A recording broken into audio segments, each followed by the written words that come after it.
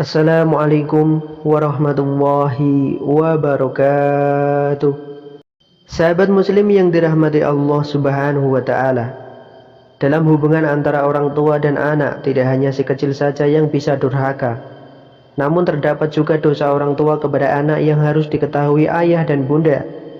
Hal ini tidak bisa disepelekan begitu saja, karena setiap dosa pasti akan memiliki pertanggungjawabannya sendiri kelak. Sejak dulu memang masyarakat lebih banyak belajar tentang hal-hal yang membahas kedurhakaan anak kepada orang tua.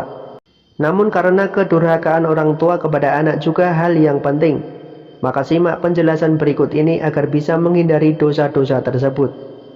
Sebagaimana yang diketahui, anak dituntut untuk tidak melakukan hal-hal yang bisa menyakiti hati orang tua dan tidak boleh durhaka.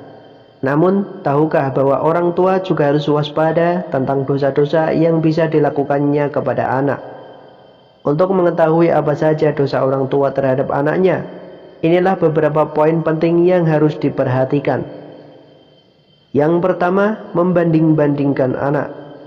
Membanding-bandingkan satu anak dengan anak yang lain termasuk dalam salah satu dosa kedua orang tua terhadap anak. Hal ini karena tentu semua orang pun akan merasa tersakiti jika dibanding-bandingkan, entah dengan saudaranya maupun anak yang lain. Walaupun terlihat sepele, hal semacam ini bisa menurunkan tingkat kepercayaan diri anak. Selain itu, anak juga akan cenderung lebih tidak berani mengekspresikan dirinya sendiri serta tidak bisa mengeksplorasi lingkungannya dengan baik.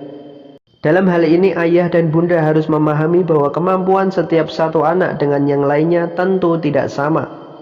Membandingkan mereka dengan saudara maupun teman sebayanya bukannya akan menjadi motivasi, malah akan menghancurkan kepercayaan diri yang dimiliki. Kemudian yang kedua, bersikap kasar pada anak.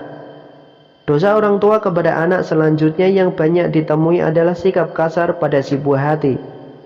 Sekalipun anak melakukan perbuatan yang menjengkelkan, hindari melakukan perbuatan kasar pada anak hingga melukai hatinya. Jika ingin menasihati, maka lakukanlah dengan tutur kata yang lembut dan baik. Akan lebih baik lagi jika ayah dan bunda menggunakan gerakan membelai rambut atau menunjukkan gestur tubuh lain yang menandakan perasaan kasih sayang. Cara seperti ini sebenarnya akan lebih mudah diterima oleh si kecil dengan lapang dada daripada bersikap kasar. Jadi jika orang tua menggunakan alasan bersikap kasar untuk mendidik anak menjadi yang terbaik, maka hal itu salah besar. Di samping itu pun Rasulullah SAW juga telah menghimbau bagi orang tua untuk tidak bersikap kasar pada anaknya, terlebih sampai menghina buah hati dengan sebutan yang buruk. Memanggil anak dengan nama lain yang bukan namanya sendiri juga perbuatan yang dilarang dalam Islam. Yang ketiga, mendoakan keburukan pada anak. Mendoakan suatu hal yang tidak baik untuk buah hati termasuk dalam salah satu dosa orang tua kepada anak yang harus dihindari. Sebab doa tidak hanya dilakukan setelah beribadah saja, namun ucapan sehari-hari orang tua pun bisa menjadi doa tersendiri untuk buah hati.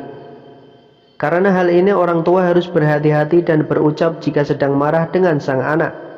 Jangan sampai mengatakan kalimat penuh kejelekan pada mereka walaupun perlakuannya sudah sangat menjengkelkan dan menguras batas kesabaran.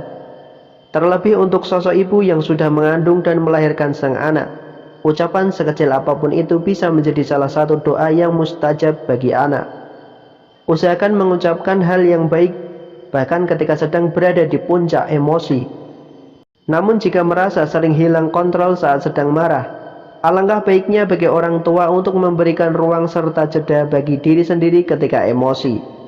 Hal ini setidaknya mencegah lisan mengeluarkan kata-kata buruk yang bisa menjadi doa untuk anak.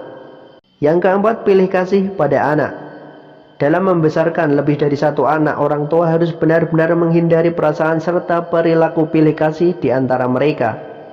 Dalam artian lainnya, janganlah menunjukkan sikap kasih sayang atau sikap yang berbeda pada sebagian anak dan tidak begitu pada sebagian yang lainnya.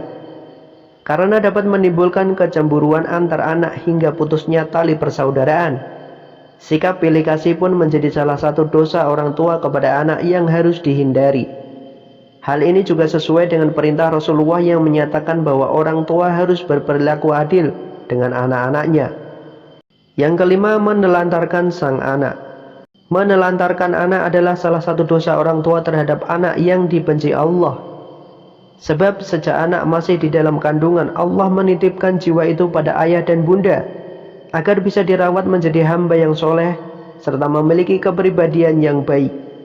Dalam hal ini, menelantarkan anak sering dikaitkan dengan membuang sang buah hati tanpa ingin merawatnya lagi. Padahal tidak sampai situ saja. Tidak mencukupi kebutuhan sang anak hingga mengabaikan apa yang dibutuhkan oleh anak juga termasuk dalam kategori menelantarkan. Meski sebagian ayah dan bunda harus disibukkan dengan bekerja, jangan lupakan bahwa anak membutuhkan asupan kasih sayang serta kebutuhan dasar lain yang harus dicukupi. Mulai dari pendidikan hingga makanan yang halal dan bergizi, pastikan buah hati mendapat hal-hal tersebut. Dengan begitu anak akan tumbuh dengan fisik sehat serta pemahaman yang hebat. Hal ini bisa didapatkan dari pendidikan agama maupun akademis yang baik. Kasih sayang yang dilimpahkan pun akan membuat hati anak terasa lebih kuat dan membentuk pribadi yang penurut nantinya. Yang keenam, memberi contoh tidak baik. Poin ini mungkin adalah salah satu dosa orang tua kepada anak yang jarang disadari. Dalam tumbuh kembangnya, anak memiliki memori bawah sadar serta perilaku yang datangnya mungkin dari mencontoh perilaku orang tuanya dahulu. Akan bagus jika selama membesarkan sang buah hati, ayah dan bunda memberikan contoh yang bagus, seperti senantiasa melakukan sholat wajib 5 waktu, bersedekah hingga melaksanakan puasa wajib.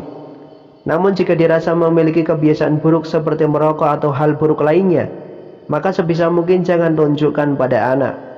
Sebab hal ini termasuk dalam kategori memberikan contoh yang tidak baik, sehingga bisa saja di masa yang akan mendatang anak akan menirukan perbuatan tersebut.